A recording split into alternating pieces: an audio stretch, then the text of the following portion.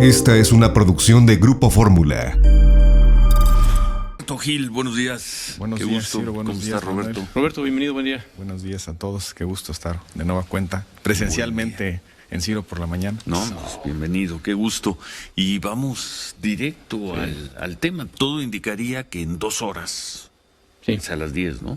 Es a las 10. Ricardo Anaya no se va a presentar a la audiencia a la que ha sido requerido. Así lo ha anunciado Sí, sí. y entiendo la razón.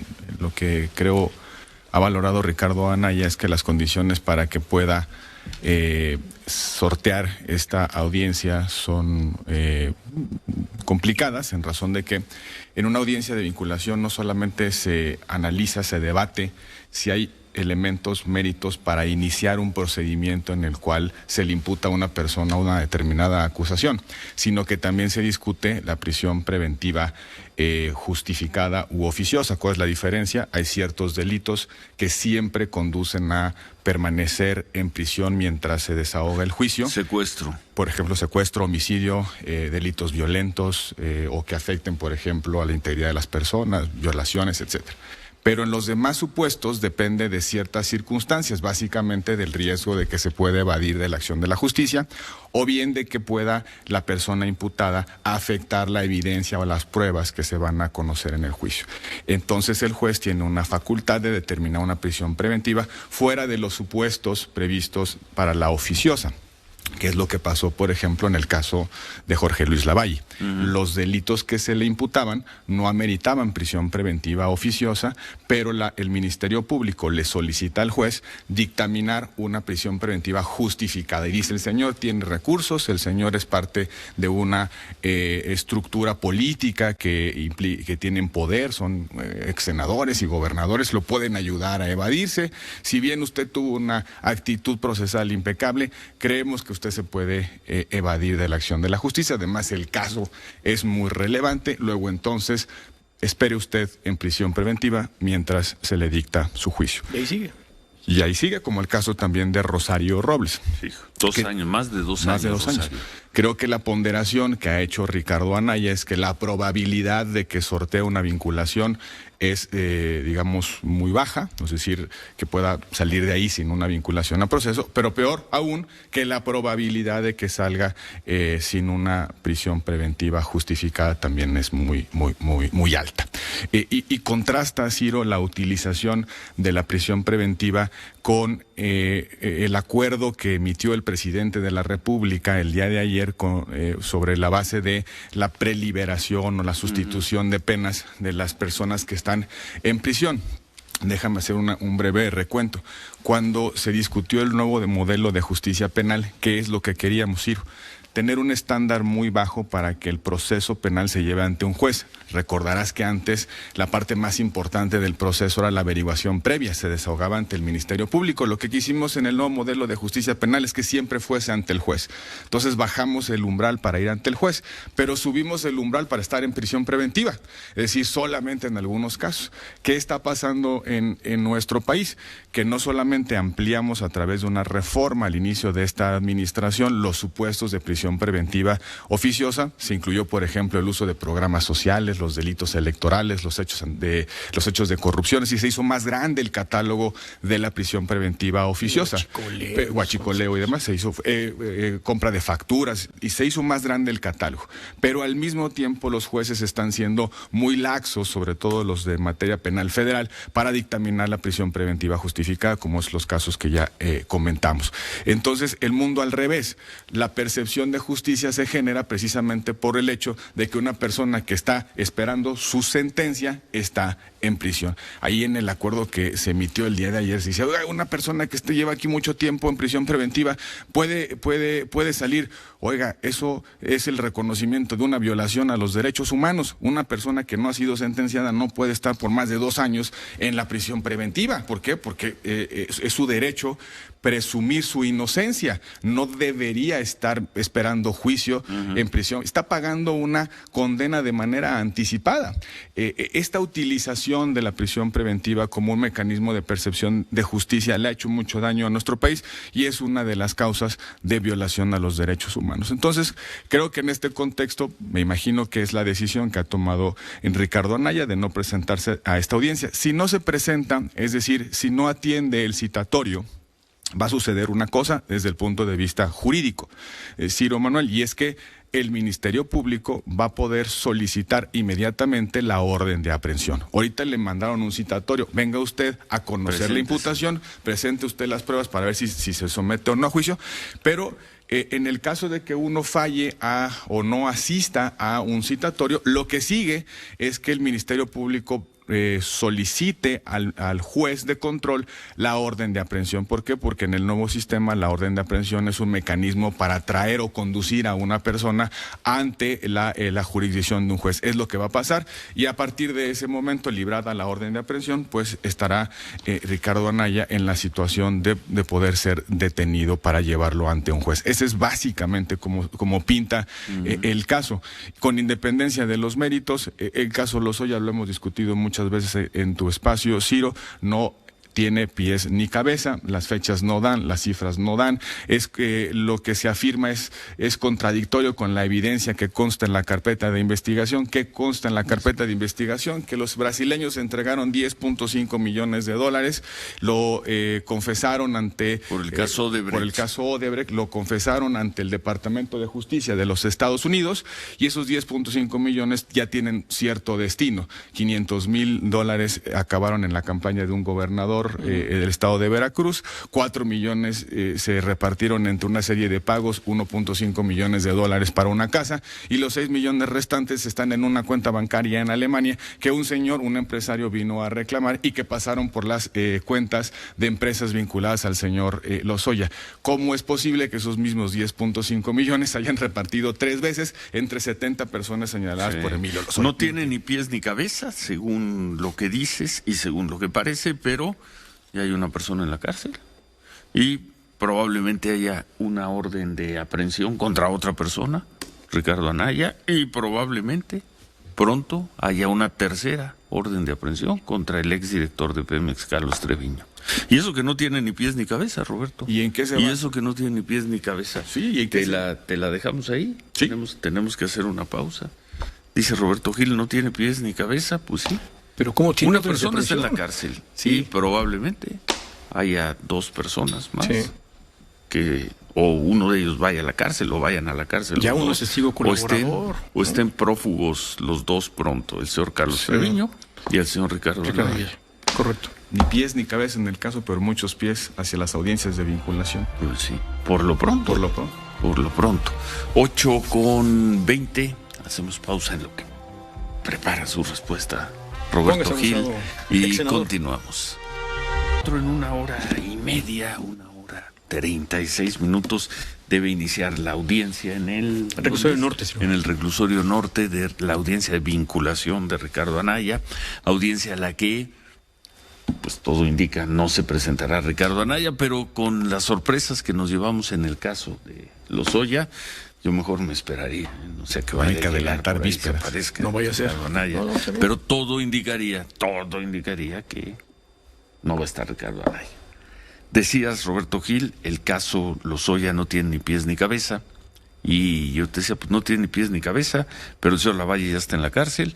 Es probable que pronto Ricardo Anaya se convierta en un prófugo de la justicia, y a partir del 7 de septiembre vamos a ver qué pasa con el señor Treviño, exdirector de Pemex. No tiene pies ni cabeza, pero pues están cuando menos 3 personas, una persona en la cárcel y otras 2 con quizá alta probabilidad de o ir a la cárcel también o de convertirse en prófugos. Una de las cosas curiosas de este asunto es que conocemos toda la carpeta porque se ha difundido profusamente en los espacios de comunicación. Por ejemplo, la famosa delación o la denuncia o la solicitud de criterio de oportunidad la conocimos íntegramente por las redes sociales y partes de la porque apareció, ¿te acuerdas? Aquella mañana dijo el presidente, sería bueno que se dé a conocer, y de repente apareció. ¿Por qué no?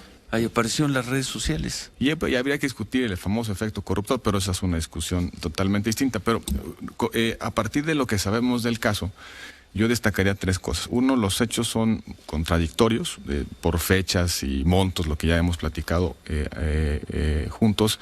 Segundo, las acusaciones se basan fundamentalmente en el testimonio de personas relacionadas con el señor Lozoya o que están bajo coacción, es decir, personas que tienen el temor de acabar en la cárcel. El propio señor Lozoya pues, estaba imputado, su mamá, su hermana y su esposa.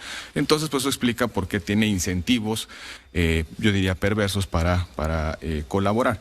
Y la tercera cosa es que muchas de las piezas clave de los hechos, fundamentalmente de las entregas, están muertas. El chofer famoso Norberto N., que es el que entregaba el recurso, el dinero en la Suburban y en las casas, es un chofer del señor Lozoya que murió.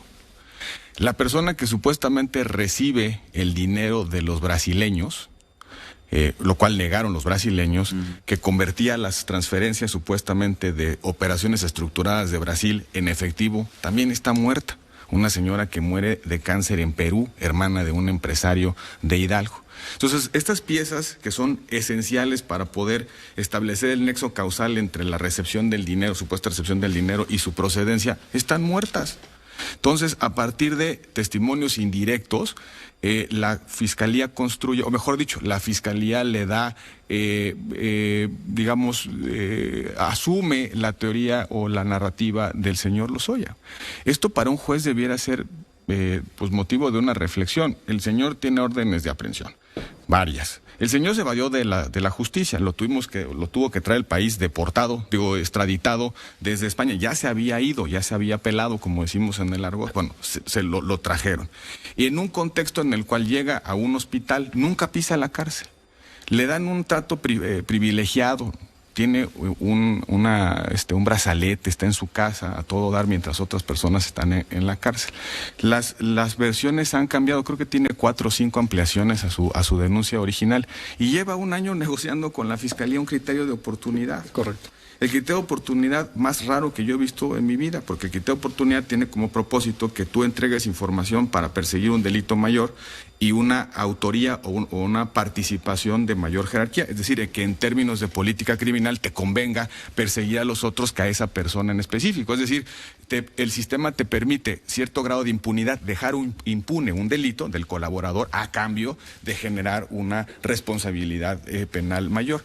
Este criterio de oportunidad lleva 1 año negociándose, porque no se cumplen los 3 principios de los criterios de oportunidad: aporta prueba eficiente y suficiente, repara el daño y condúceme a castigar a una persona por una mayor participación en un delito más importante para la sociedad. Las 3 cosas no han sucedido en este caso. Y eso sí, se patea el procedimiento, es decir, el plazo de vencimiento que tiene la posibilidad. Lo que nos decía Berardo. 1 año negociando un criterio de oportunidad, cuando el plazo que prevé la ley para poder ir a la famosa audiencia inicial, que es la audiencia, intermedia, que es cuando ya se prepara el procedimiento para ir al contradictorio del juicio, donde ya la Fiscalía acusa y la defensa responde y se desahogan las pruebas. Esa parte no ha empezado, entre otras razones, porque el plazo de los 6 meses se ha ido, posponiendo por la supuesta negociación del criterio de oportunidad. Así se pudiera echar Lozoya 10 años, Y mientras tanto, personas que han sido señaladas por, menciones indirectas pueden estar paseándose por los juzgados en vinculación de proceso y debatiendo su libertad en las medidas cautelares, mientras el señor está a todo dar en su casa, esperando que le den este pasaporte de impunidad, tome sus cosas y se vaya a Alemania a disfrutar el dinero que ahí está, que vino de Odebrecht, y que en la carpeta de investigación está absolutamente probado que el dinero lo sigue. ¿Cómo se repararía aquí el daño? ¿De dónde saldría el dinero? ¿Quién tendría que poner el dinero? Pues las personas que supuestamente lo recibieron. ¿Qué sabemos quién lo recibió? Según Odebrecht, no según especulaciones de los que vemos el caso, o los que podemos discutir el caso públicamente. Odebrecht dijo: yo se los di al señor Lozoya, y no se los di por la reforma energética. Se los di a cambio de que me diera un contrato de Tula. y le di una parte por adelantado, $2 millones, solo por tener su buena voluntad, y 4 millones al día siguiente que me dio el contrato, un contrato de más de $1,000 millones por algunas obras en la refinería de Tula.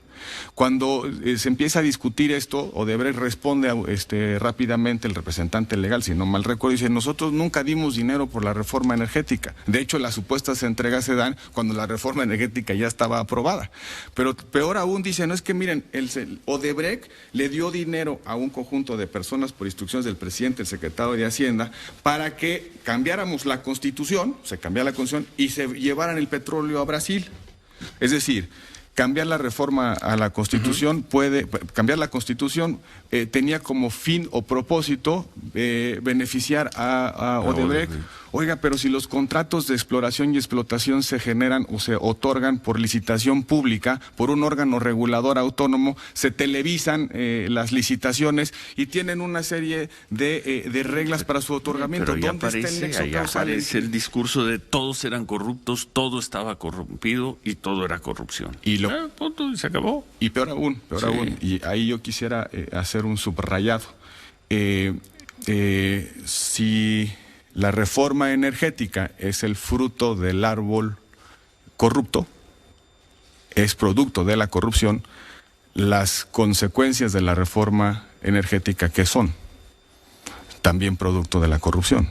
Los contratos, las nuevas reglas de competencia en el sector. Es decir, también hay que plantear esto como desde la perspectiva de la deslegitimación de un modelo que parece que al gobierno no le termina de convencer, el modelo de la apertura del sector energético a la inversión privada nacional y extranjera. Conclusión de todo esto, Roberto Pues habrá Gil. que esperar qué sucede en la audiencia de la hora y media de la mañana y en las subsecuentes audiencias. Yo la verdad creo que 17 personas señaladas por Lozoya. 17 en la primera etapa, 70 en menciones directas o indirectas, ya sabes, hasta las pizzerías y esas cosas. Pero yo creo que este asunto